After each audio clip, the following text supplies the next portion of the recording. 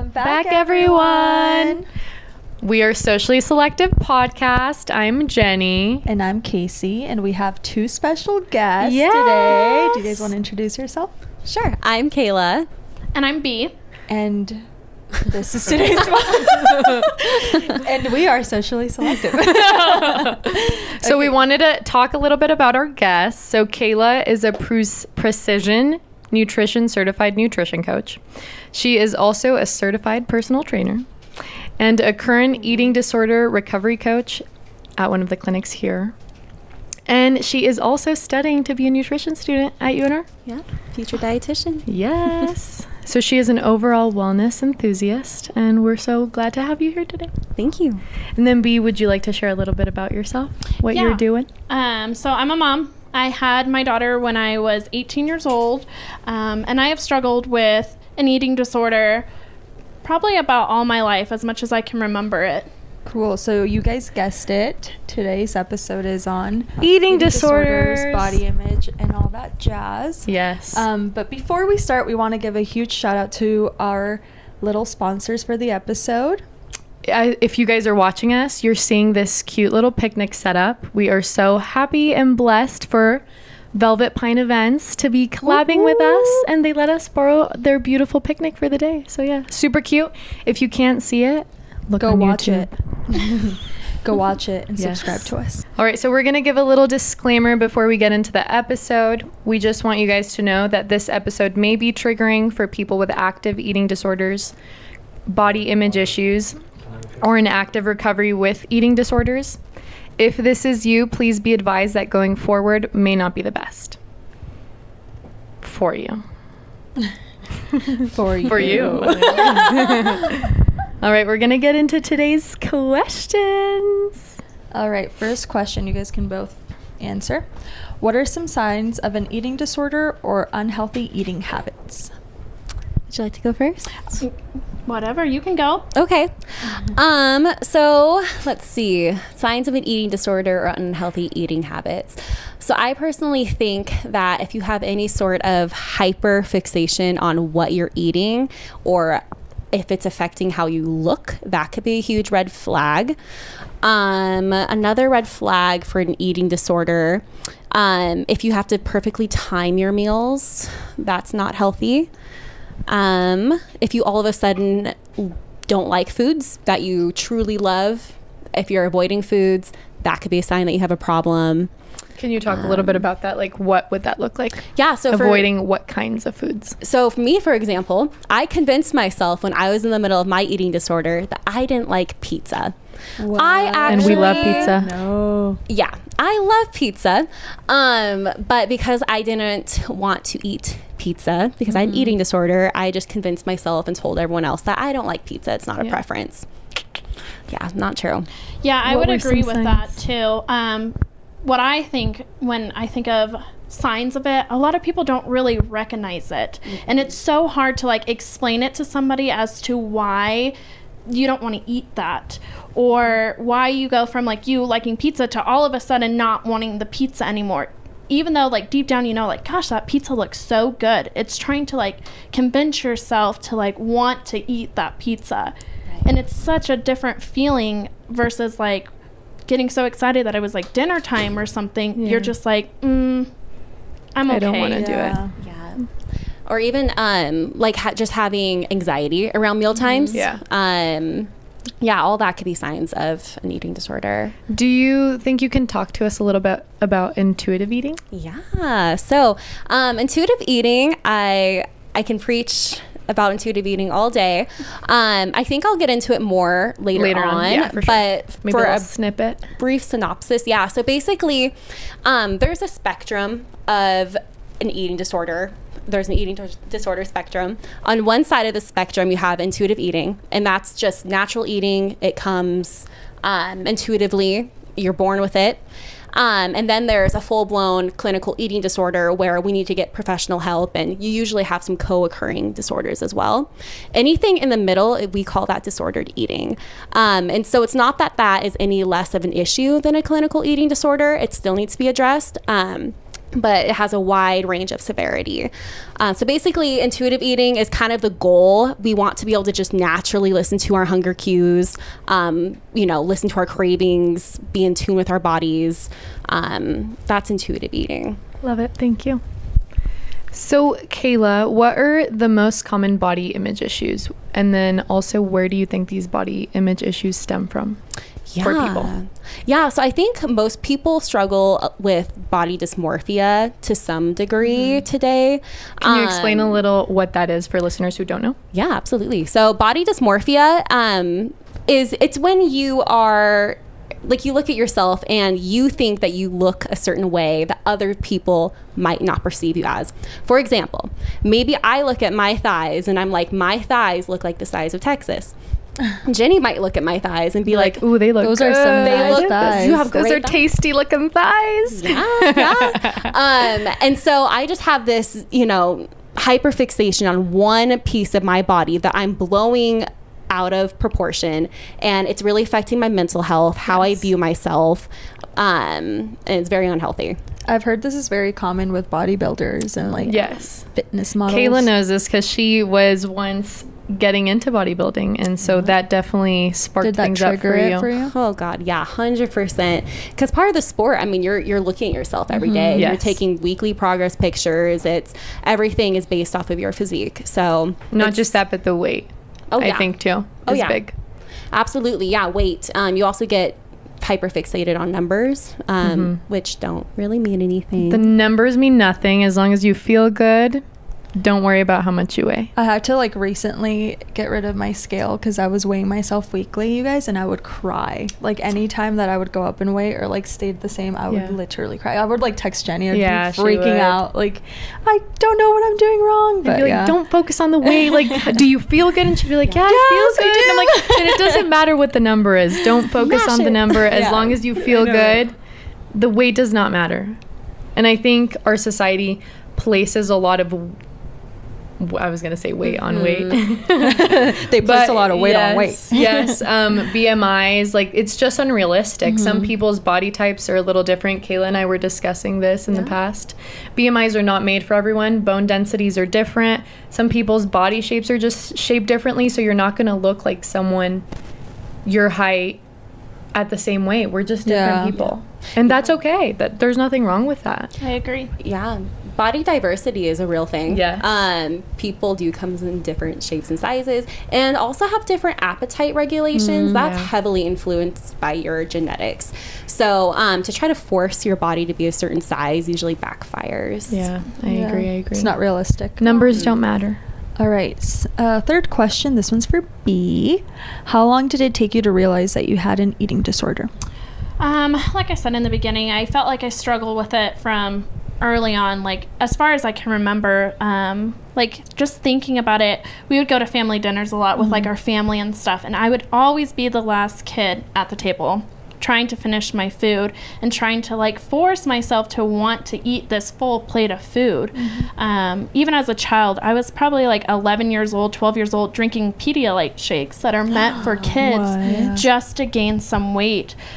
Did your parents notice this in you? Yeah, they did, but they were always they were always worried that it was something that they were doing wrong, because my sister got diagnosed with cancer at 2, and my parents were gone a lot during that time. Taking care of your sister. Yes.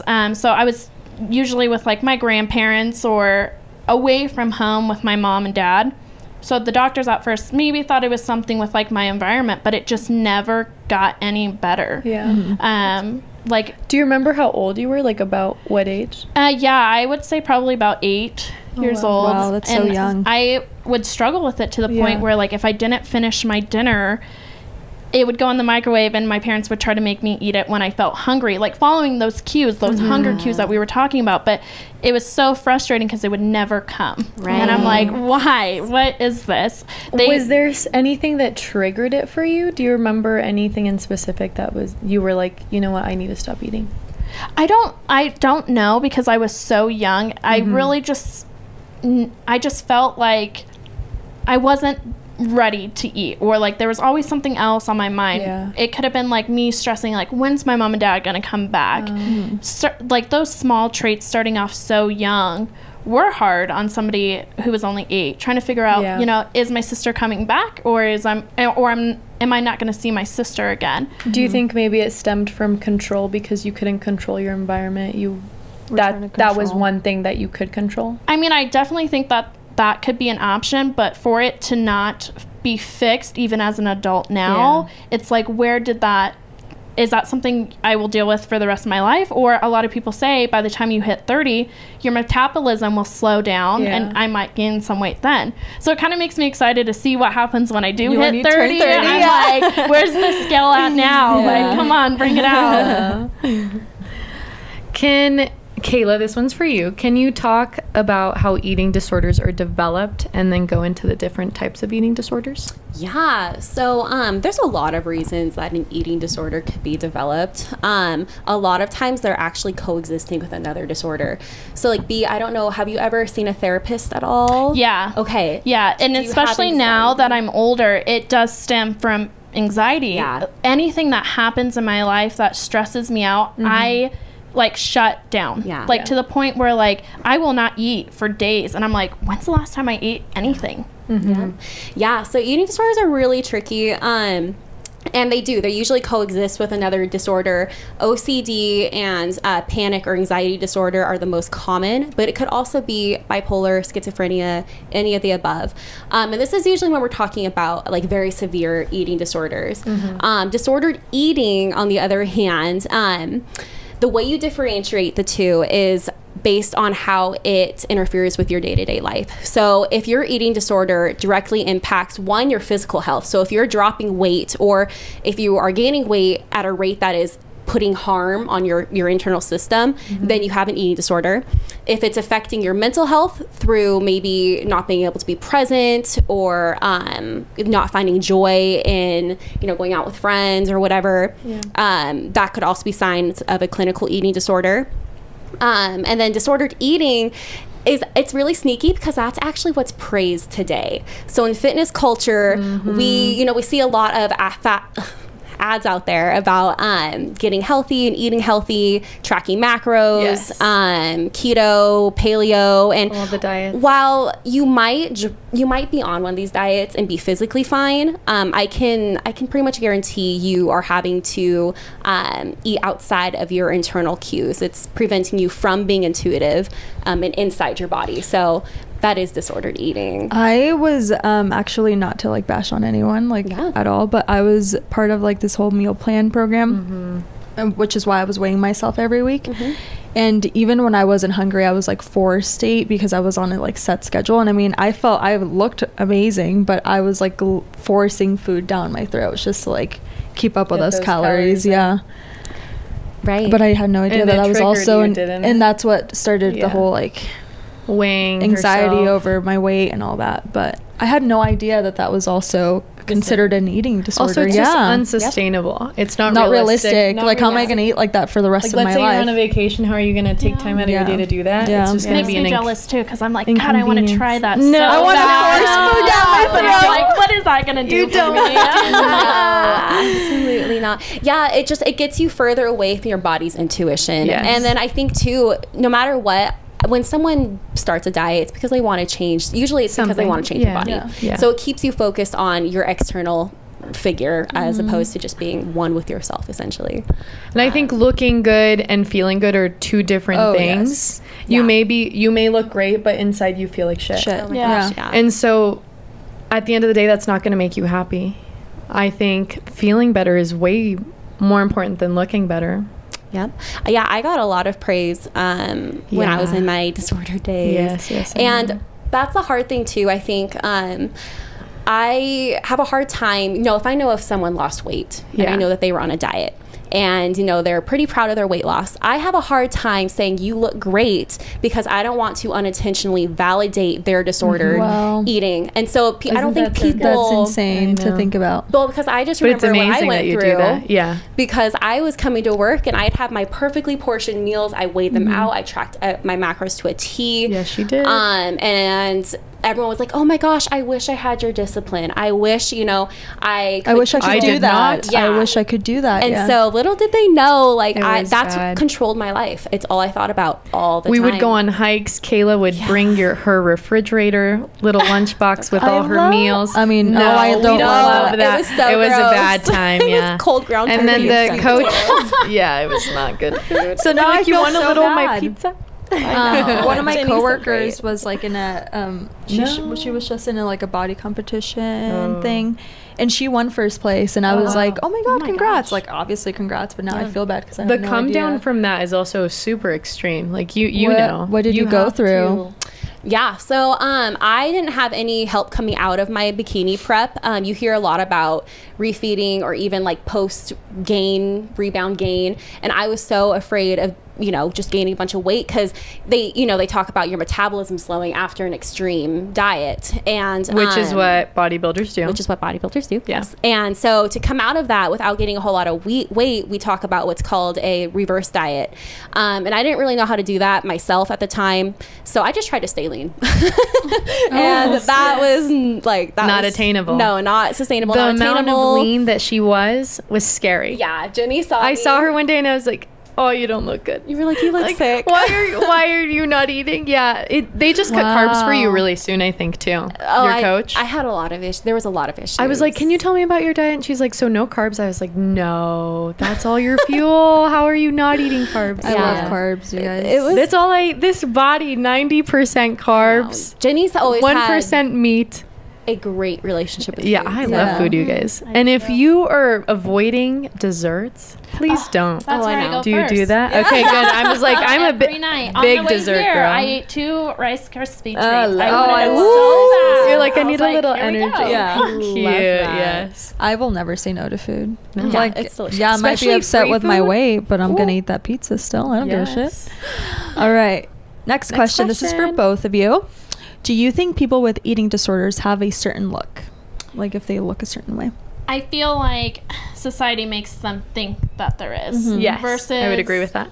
Like, people who are on the heavier side versus the skinny side, that's where it lies. There's no in between with that. Perfect. So with people who are struggling losing weight, they just think that, you know, they're the only ones who are suffering, versus people who are more on the skinny side who are like dying just to put on any type of weight. Yeah. So I think society now also is changing the way that they're looking at females. You know, back in the day, everybody wanted to be petite and thin. Yeah. No booty. Yeah, and now it's here like, we no are, booty. and Plump it's, and no nice, boobs. yeah. please. I'm like, hey, us You're like, skinny that's girls good, over that's here, it. give us a break. What about you, Kayla? What do you think? Yeah, so I definitely do not think anyone could look at someone and tell whether or not they are dealing with an eating disorder. I struggled for a long time, and I was weight restored, but mentally I was not restored. Yeah. So eating disorders are mental illnesses, and sometimes they can have physical repercussions. And I think too, like, recovering from an eating disorder, guys, that takes years. So you never know at what point in their journey someone's at during their recovery. So they could have started maybe with anorexia, being very thin, and then, you know, got some treatment, started eating a little bit more. Eating disorder voices come back, and maybe they started engaging in purging. Now we're struggling with bulimia. Can you talk about what that is for people that don't know? Bulimia or Purging. Purging. Okay. Yeah, so purging, so this is where the trigger warning comes in. If this is you, please stop listening. You should have stopped listening from You the shouldn't have beginning. listened to... Yes. Well, yeah, so purging, it's commonly... people commonly understand purging as like throwing up, making yourself throw up. And while, yeah, that is a form of purging, we also commonly see the use of laxatives to rid your body of fluids. You weightlifters out there, I know you do this. Yes. To and make that bodybuilding, weight. One of our friends did this in high school. It's That's scary. Very scary. Yeah. It messes with your electrolytes. You can pass out. Your heart can Yes. stop. Please don't It do that. dehydrates you. Mm-hmm. My friend, man. okay, this is so off topic, but laxatives. My friend laxatives. put laxatives in this guy's coffee because he was an asshole to her. Oh, goodness. And so she did that. So that's all I have to say. Kaycee's like, nothing to do with eating disorders. Nothing to do with eating disorders, but this guy had the shits for days. I got an ex. This is how brutal. But the last form of purging is also through exercise, and this one's also very common. So you might eat a lot of food, you might binge on food, and you feel the need to burn it off with excessive exercise. Wow. Yeah. So that one's shit. You're like that one's she knows her stuff. What's going on? But yeah. So, anyways, I don't think that people with eating disorders could have a look. I would agree with that. We know a ton of people. A lot of our friends are struggling with their eating patterns, and they look completely normal. So just because you look normal, it does not mean you're fine. Yeah. Next question, Kaycee. I think this one's yours. Did you already ask that? Yeah, we just talked about that. If someone, this is for you, Kayla. Okay. If someone does have an eating disorder, what steps can they take to get better, either on their own or seek professional help? Yeah. So I think if you're concerned that you have a true eating disorder, like a clinical disorder, you need professional help. So I would definitely maybe start with your doctor, and doctors are not the best professionals when it comes to eating disorders. They are not. They don't have the most training. I can say that now. But therapists, if you do say that, if you're adamant and you say, I think I have a problem with my eating, I would like to go see a dietitian, I would like to see a psychiatrist, a therapist, then they can refer you out to those professionals. So you definitely need to be your own advocate if you feel like this is something you're struggling with. If you struggle with disordered eating, I would suggest, maybe reading the Intuitive Eating book. There's a book by Evelyn Tribole and Elise Rush, and they are the co-founders and authors of Intuitive Eating. There's 10 principles. They're really easy to follow. And that could be a great place for you to start thinking about. To do it on your own. To do it on your own. That's actually what I did. It was a huge game changer. Not only that, but now she's a professional. She does this for a living. Getting there. Yes. Love that. She's stepping up. All right, this one's for both of you. What did you both do to get better? Did you have social support? B, I'll let you go first. Yeah, so I don't really think that I am better. I think it's something that I will deal with probably for the rest of my life. But I want to touch on what you were saying about reading. When you said that, it reminded me, when I start to get super stressed out to the point where I'm not eating, I love to grab a book, whatever it is, and just read it. Because I feel like the more that I put more energy into something else, the more natural it will come for that eating trigger to come, where even if it's just an apple or something, having something else in my hand to distract my mind increased my eating for it. I also think that being around people who are not making those comments oh my gosh, I wish I had a body as skinny as yours, or whatever it may be, definitely takes that pressure off of it too. That's good. And then just being with somebody who is so supportive, because once you this is a shout out to her man. Yes. Darren, this is you. Yes. Darren, you better be listening. I know. He just makes me so happy to the point where I feel like no matter what shape I'm in, even if I do gain a lot more weight, I genuinely feel like I would be loved. Yeah. And that's being beautiful. Loved that's gonna makes make me you cry. feel I know. Oh my God. beautiful. And when you feel beautiful, you reflect that beauty out there. Yeah, absolutely. Yeah. I would agree with that. Oh, I love that. Yeah. What about you, Kayla? I definitely think social support is super important. I didn't start recovering. He looked at you like, you better give me a shout out. Oh, yeah. Kayla's husband's right here, you guys. I do have the most that guy got a shout out. Where's mine? I truly have the most supportive husband. I'm so grateful. Yeah, she does. Anything I need, he's there for you. Yeah. And honestly, not only that, she has great friends. I do. Jen's actually one of them. Yeah. I actually didn't start healing until I started talking about it too. Yeah. Yes. So being in your head, keeping yourself in your head is probably the worst thing you can do. Not only that, but people don't know that you need help. Exactly. And they can see and be like, hey, maybe you should eat a little bit. You want some of my pizza? if they even pick up on that. The thing is, most people will not notice if you have an eating disorder. Yep. I think it's hard, especially because most people think eating disorders mean your skin and bones. Yeah. It doesn't look like that. It looks very normal. People just like us have eating disorders. And so I feel like they notice it once it's dramatically different. You know, when it's like, holy moly, you either A, put on a lot of weight, or B, lost a lot of weight. Yes, those drastic changes. We also shouldn't wait to get to those extremes to get help. Yes. Seek help before, please. Yeah. I mean, it's not even embarrassing. I think people put weight as an embarrassing topic when it shouldn't be. It should be normal to talk about whatever stage you're in. Yeah. Because there is tons of different help for either way. Yeah. You just have to ask for it, and you have to take the time and put in the work for it to happen, you know? Agreed. Right. So speaking about that, how do you feel like, you mentioned you're a mom. Yes. How do you feel like your eating disorder affected your pregnancy? It was definitely probably the hardest thing in my life. Before I had my daughter Paisley, I was only 90 pounds. And I was 18 years old. So starting off super small. So tiny. Yeah. And being an 18-year-old girl, I should have been a little bit more. Mm-hmm. And at the highest, when I was with my daughter, I was only 130. At my highest, being pregnant. And the doctors put so much pressure on me. Like, to gain weight? Yes. Make sure you're eating. Make sure you're eating. And it's like, I am. Get off my back. Like, I'm trying. Yes. So every appointment that I went to for my OBGYN, instead of being excited about getting to see it, I was stressing. I'm like, oh my gosh, are they gonna report me to like CPS saying that I'm not taking care of my child? And just the pressure of them saying, hey, you know, your child's gonna probably come out premature if you don't put on some more weight. But I mean, it was a lot. I was becoming a new mom. I was getting out of a relationship. You were so young. I was terrified. And then to have these doctors put that much like pressure. Too much. Yeah. And when my daughter came out, she was a month early, and she suffered from jaundice. She was in the NICU for a couple weeks. I put so much pressure on myself. Like, was that me? Like, could I have done something more? But being pregnant and struggling with eating was like 10 times worse, because your body's changing as it is. Yes. With morning sickness, with the hormones, with being so sleepy and tired at random times.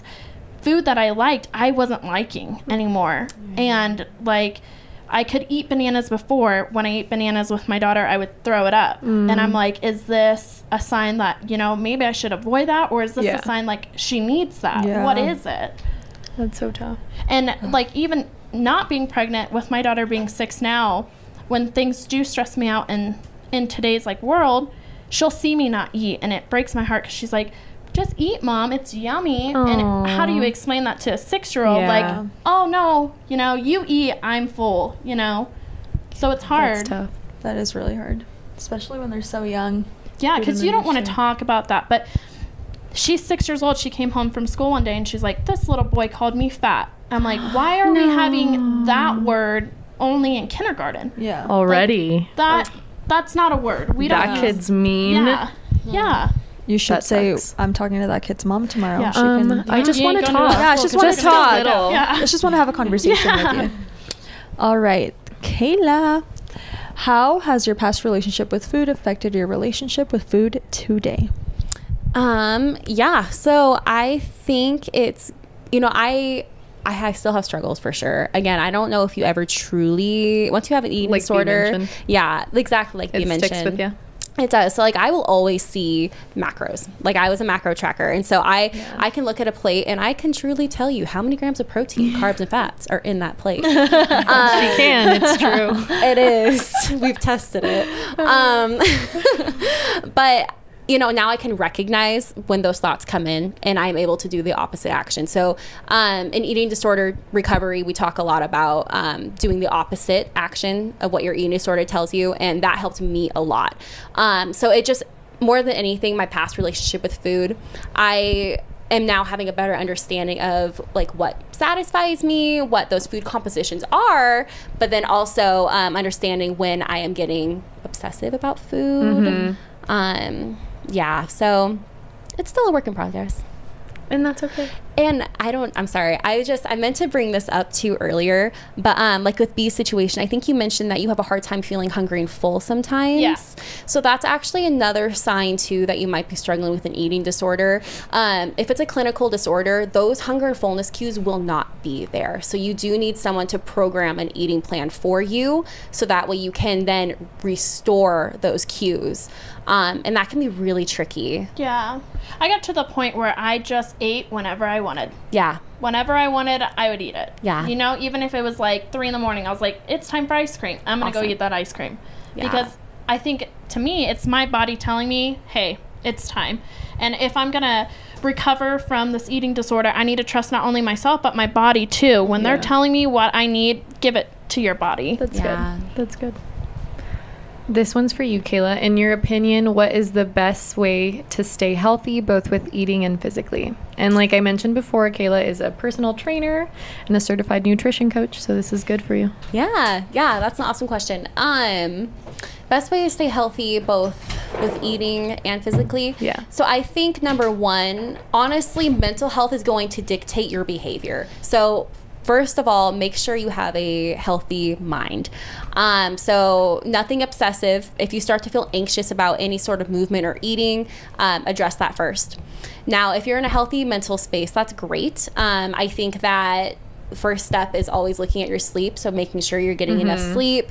And then in terms of exercise, honestly, anything that makes you feel good. So like that could be walking, it could be yoga, it could be strength training, it could be you waking up and doing whatever you feel like doing that day. Dancing. Moving in general is just good. Cleaning your house, movement is what's important. It doesn't have to be a strict exercise regime. And then eating, honestly, I will always preach 3 meals a day and just a healthy, well-balanced diet. Include variety of nutrients.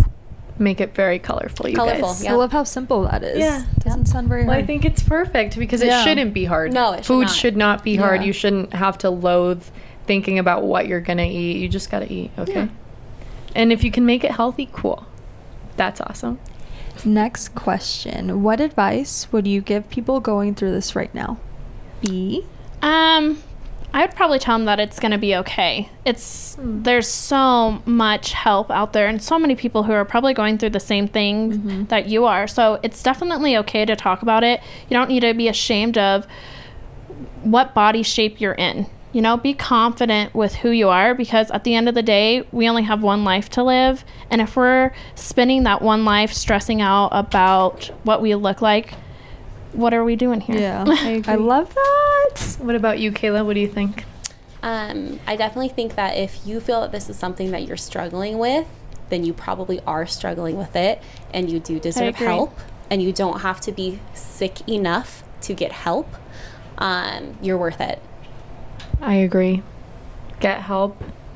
There's no shame in that. Eat that pizza slice. Get that dessert. Yeah, eat 2 of them. So we're going to go into healthy habits. We're all going to talk about what we do to stay healthy. B, what do you do? What do you like to do? To stay healthy, probably not the best question for me, because I do absolutely nothing. I don't work out. You have like an active job though, don't you? No, I'm actually a full-time student. So yeah, walking is. I'm actually sitting most of the time. So I'm going for like esthetician. So most of my stuff I'm sitting, but I chase my 6-year-old around a lot. There you go. And I walk to the gate to pick her up. So I get 12 steps in a day.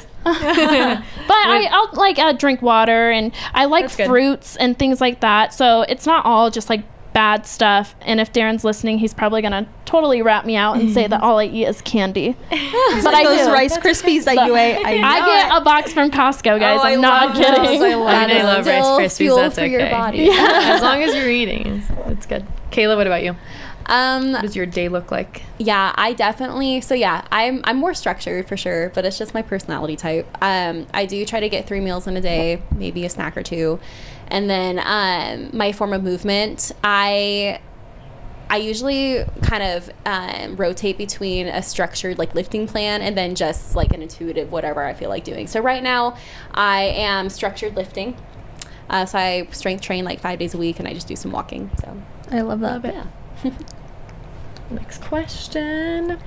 What are some realistic eating habits you have?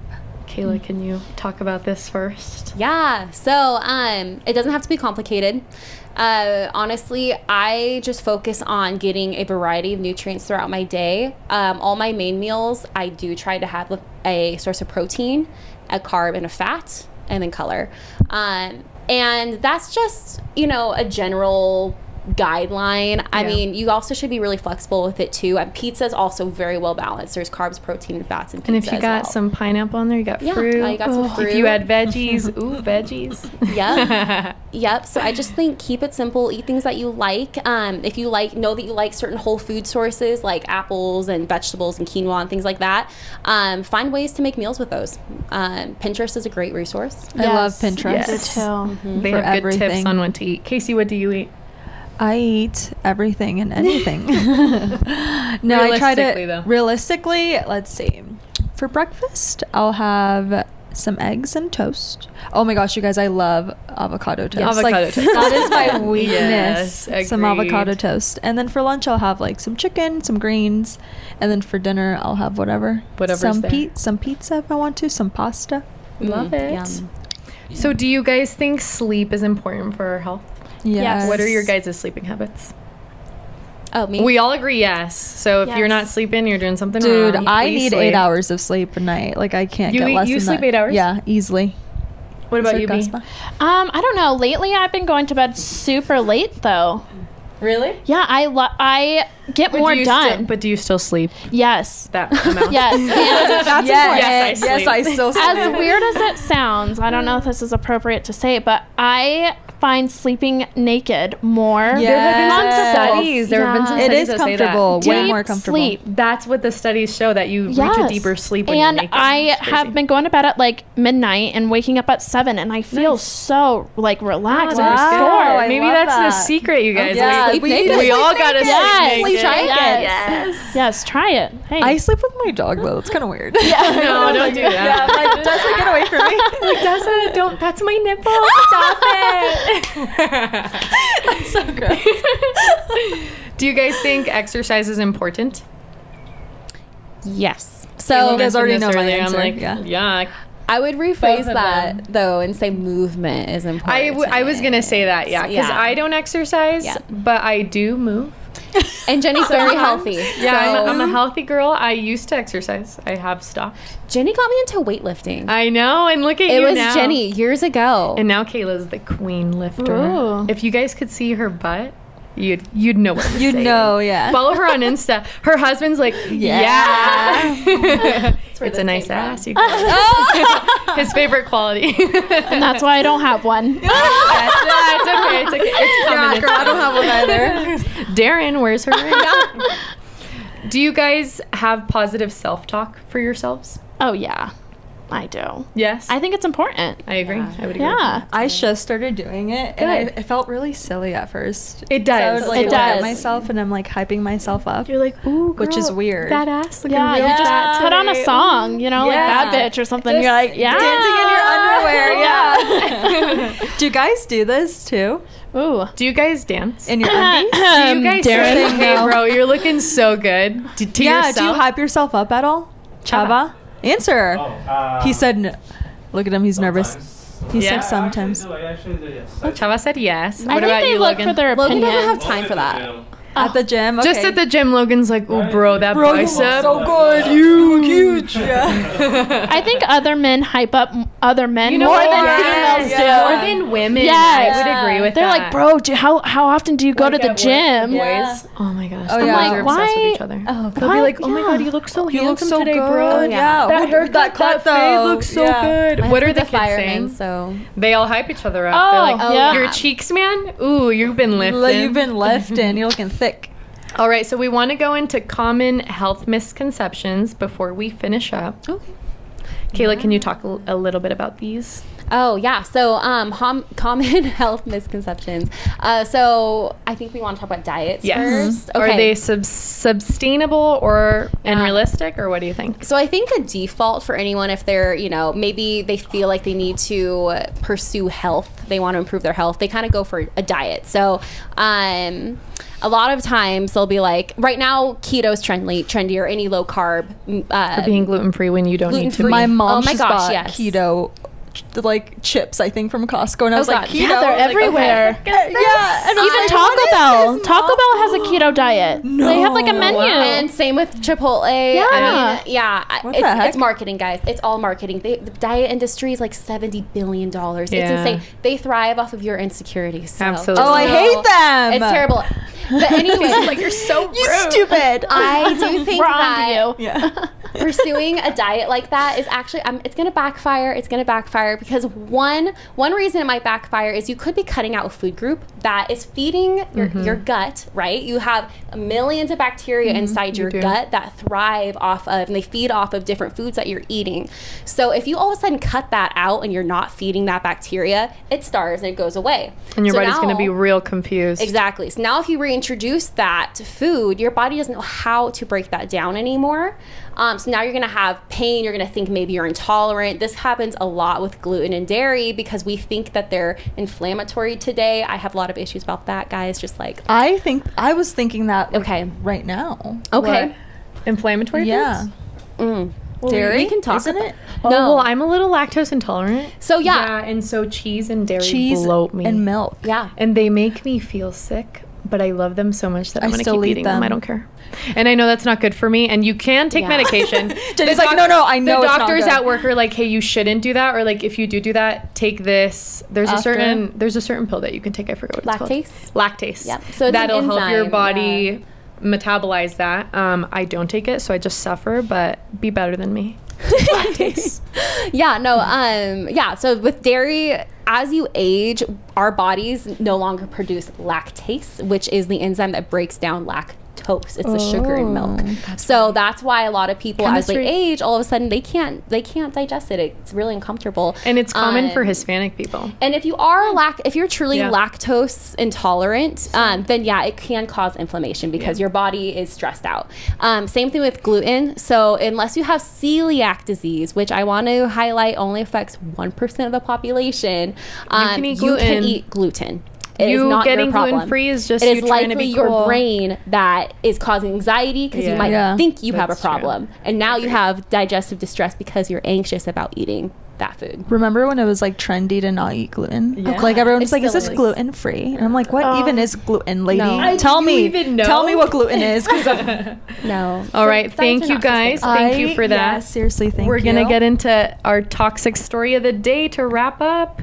Are you guys ready to hear this? This one's a funny one. This one's toxic. Yeah, I think my phone just died. I'm excited. Ready? My mom... I can't even start without laughing. My mom was cheating on my stepdad with their neighbor, who is also married. They used to sneak out and make out in the car and at parks in the middle of the night. And honestly, probably more than that, I just couldn't prove it. Oh. My mom told my sister about it, and the guilt started growing on my sister, who thinks of our stepdad like her actual dad. She told my mom to tell our stepdad a couple of times so she could fess up about it herself, but she wouldn't do it. Another sister of mine remembered she has the password to my mom's Insta, logged in, and found out she muted the guy, and only that guy, so the notifications from him wouldn't pop up on her phone. Shady.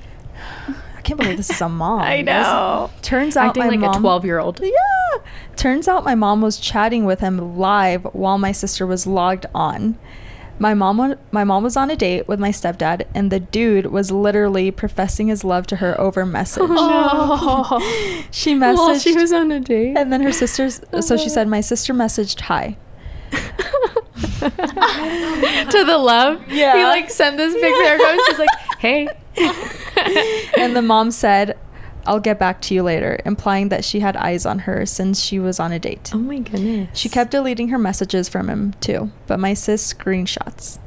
My sis got screenshots. We ended up having to tell our stepdad ourselves since she was refusing to tell him, and he was also scheduled to get a vasectomy that my mom was begging him to get. That's it. That was the end. Oh. Guys, what do you think about that? Isn't that crazy? I need more. People are so shady. I know. Yeah, send more. Did they break up? Are they still together? Do you know? No, she said they're not. Oh. Dang. So thank God for this man that he got out of this relationship because this woman did not deserve him. I hope you didn't get that vasectomy. No, please. Have more children with the other women you're going to be with, please. And leave her. Yes. Oh my God, I just love that. Shady. I know, and this is a mom. But the girls go, you guys, for not supporting your mom because what she was doing was wrong, and being so sweet to your stepdad. That's amazing. And to make sure my daughter never gets my Instagram password. Now you got it. Now. Okay. Don't put it as anything she can guess. That's so crazy. All right. Well, we want to thank you guys for coming in today. Yeah, seriously, thank you so much for sharing your stories, on everything, and sharing your guys' wisdom with all our listeners. We appreciate you guys a lot, and we hope your journey with food gets better every single day. Thank you. Eat that slice of pizza, guys. Keep eating those Rice Krispies. I love that for you. I will. But yeah, that is our show today, you guys. Thank you for joining. Again, we want to shout out our beautiful picnic from Velvet Pine Events. Woo! Thank you, gals. You're amazing. Look how cute, Chava. Zoom if you're not seeing this, please see it, you guys. They made us fruit. They brought us drinks. Sparkling water. We love you, gals. And congrats on your business. We're so happy for you. They just started their business, so if you guys do want to follow them, again, it is at Velvet Pine Events on Instagram. Give them a follow. Hit them up. Thank you, gals. We appreciate this picnic, and thank you all for listening. Boom, my God. We love you. And follow us on Instagram.